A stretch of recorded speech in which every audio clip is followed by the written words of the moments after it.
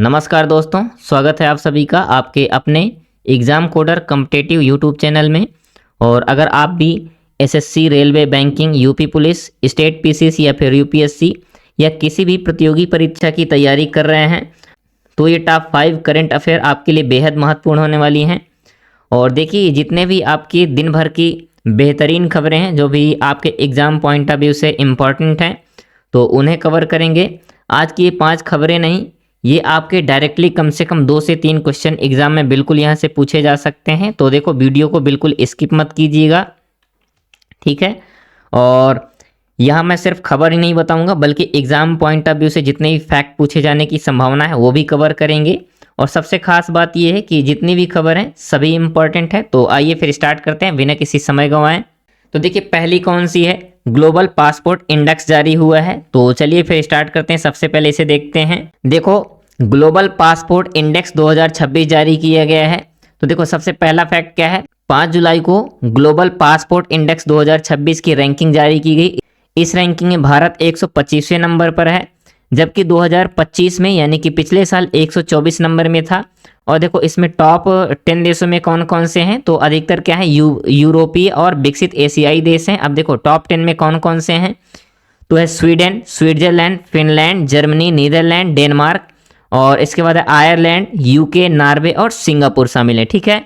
देखो, यहाँ से एक चीज़ और है, global passport index global citizen and solution यानी कि ग्लोबल सिटीजन सॉल्यूशन के द्वारा जारी किया जाता है। और एक है आपका हेनले पासपोर्ट इंडेक्स। तो इनमें आप कंफ्यूज नहीं होइएगा, ये आपका जारी किया जाता है हेनले एंड पार्टनर्स के द्वारा, जबकि ये जारी किया जाता है ग्लोबल सिटीजन सॉल्यूशंस के द्वारा, ठीक है। नेक्स्ट देखते हैं और देखते हैं अगली खबर में। तो इसके पहले मैं आपको एक चीज़ बताना चाहता हूँ कि जैसे जिसको यहाँ की इस क्लास की पीपीटी या पीडीएफ चाहिए तो बिल्कुल आप exam coder competitive Telegram channel को ज्वाइन कर सकते हैं। वहाँ से आपको सभी पीपीटी मिल जाती हैं और डेली करंट अफेयर की पीपीटी पीडीएफ, ठीक है।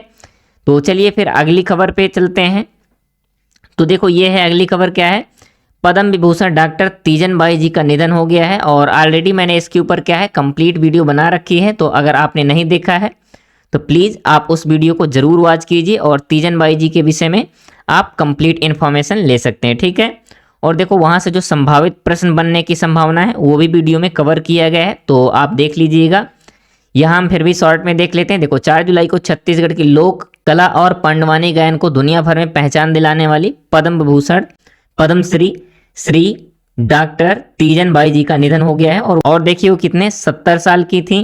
तीजन बाई जी अपनी सशक्त आवाज़ और प्रतिभाशाली अभिनय के लिए जानी जाती थी। तीजन बाई जी की अनोखी शैली कौन सी, अनोखी शैली के पंडवानी में, है ना, पंडवानी को देश में ही नहीं बल्कि अंतर्राष्ट्रीय लेवल पर पहचान मिली। और तीजन बाई जी महाभारत की कथाओं से मंच को जीवंत करने वालों में शामिल हैं, ठीक है।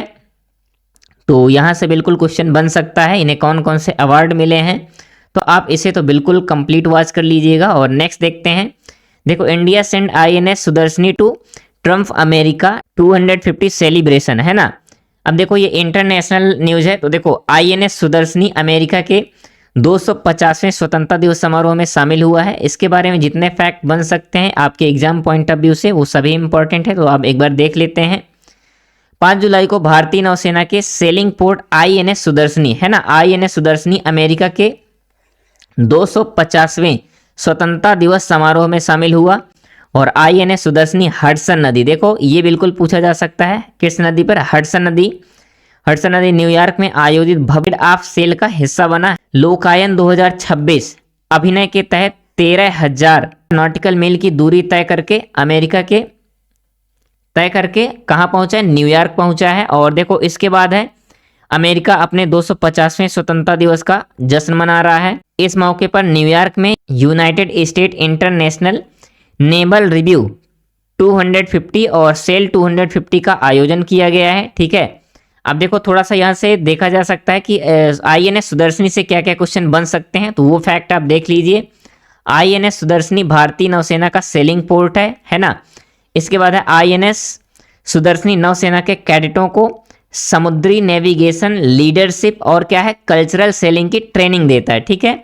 आईएनएस सुदर्शनी गोवा शिपयार्ड, देखो ये किसके द्वारा बिल्डेड है, तो ये है गोवा शिपयार्ड लिमिटेड द्वारा। और कब कमीशन किया गया था नौसेना में? तो 2012 में शामिल किया गया था। इसका डिजाइन किसने किया था? तो आईएनएस सुदर्शनी यूके के प्रसिद्ध नौसैनिक वास्तुकार कालिन मूडी ने क्या किया था? डिजाइन किया था। ठीक है, नेक्स्ट है 1997 में शामिल किए गए आईएनएस तरंगिनी। किसका? आईएनएस तरंगिनी का एक सिस्टर शिप है। ठीक है, ये आप याद रखिएगा, ये इंपॉर्टेंट फैक्ट है सबके सब। नेक्स्ट देखते हैं, नेक्स्ट है क्या है आपका? उद्घाटन से रिलेटेड है एक, यानी कि पीएम मोदी ने गुजरात में सेमीकंडक्टर प्लांट का क्या किया? उद्घाटन किया है। तो देखो 4 जुलाई को पीएम नरेंद्र मोदी ने गुजरात में क्या है? देश के तीसरे सेमीकंडक्टर प्लांट का उद्घाटन किया है। और उद्घाटन के साथ ही इसके ओएसएटी है ना, ओएसएटी प्लांट में प्रोडक्शन भी शुरू हुआ है। ये सुविधा सीजी पावर और जापान के रेनेसस इलेक्ट्रॉनिक और स्टार्स माइक्रो इलेक्ट्रॉनिक का एक ज्वाइंट वेंचर है। ये power plant CG power plant and industrial solutions, Renesas electronics और जापान तथा स्टार्स माइक्रो इलेक्ट्रॉनिक थाईलैंड का एक ज्वाइंट वेंचर है। और इसकी कीमत लगभग है, यानी कि इसकी लागत कितनी है? तो 7,600 करोड़ रुपए है। 7,600 करोड़ रुपए है। इस प्लांट में सेमीकंडक्टर चिप की पैकेजिंग की जाएगी, असेंबलिंग और टेस्टिंग की जाएगी। इसके बाद देखो पीएम मोदी जी के मुताबिक प्लांट में हर साल 20 करोड़ चिप बनेगी। कितनी? 20 करोड़ चिप बनेगी। और देखो प्लांट से हर साल 500 करोड़ चिप बनाने का लक्ष्य रखा गया है। कितना?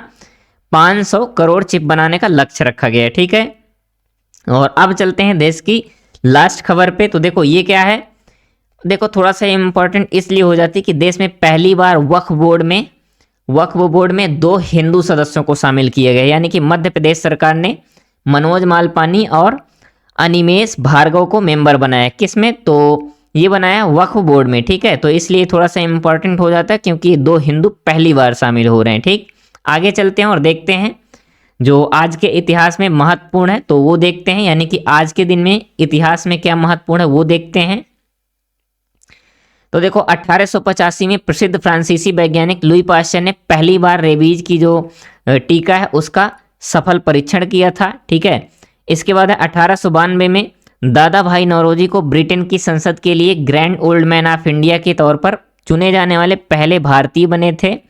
और नेक्स्ट है 1944 में नेताजी सुभाष चंद्र बोस ने सिंगापुर रेडियो से पहली बार प्रसारण के दौरान महात्मा गांधी जी को राष्ट्रपिता कहकर संबोधित किया था। ठीक है, इसके बाद और लास्ट है 1964 में दक्षिण पूर्व अफ्रीकी देश मलावी को ब्रिटेन से आज़ादी मिली थी। ठीक है, तो उम्मीद है दोस्तों जितनी भी ये करंट अफेयर थी या जितनी भी टॉप न्यूज़ थी तो मैंने कवर की है और आपको पसंद भी आई होंगी। तो अगर आप ऐसे ही अपडेटेड रहना चाहते हैं और साथ में करंट अफेयर को बेहतरीन करना चाहते हैं तो बिल्कुल आप एग्जाम कोडर कॉम्पिटिटिव को सब्सक्राइब करके रख सकते हैं, क्योंकि देखो सब्सक्राइब करना फ्री होता है ना। और मैं रोज़ ऐसे ही महत्वपूर्ण क्लासों को करवाता रहता हूं। और डेली देखो अभी क्या है, अभी डेली चल रही है आपकी एग्जाम कोडर पर कौन सी? तो करंट अफेयर की क्लास डेली चल रही है और देखो वीकली भी चल रही हैं। ठीक है, तो बिल्कुल जुड़े रहें एग्जाम कोडर कॉम्पिटिटिव के साथ। मिलते हैं अगली क्लास में, तब तक के लिए पढ़ते रहिए, आगे बढ़ते रहिए। धन्यवाद।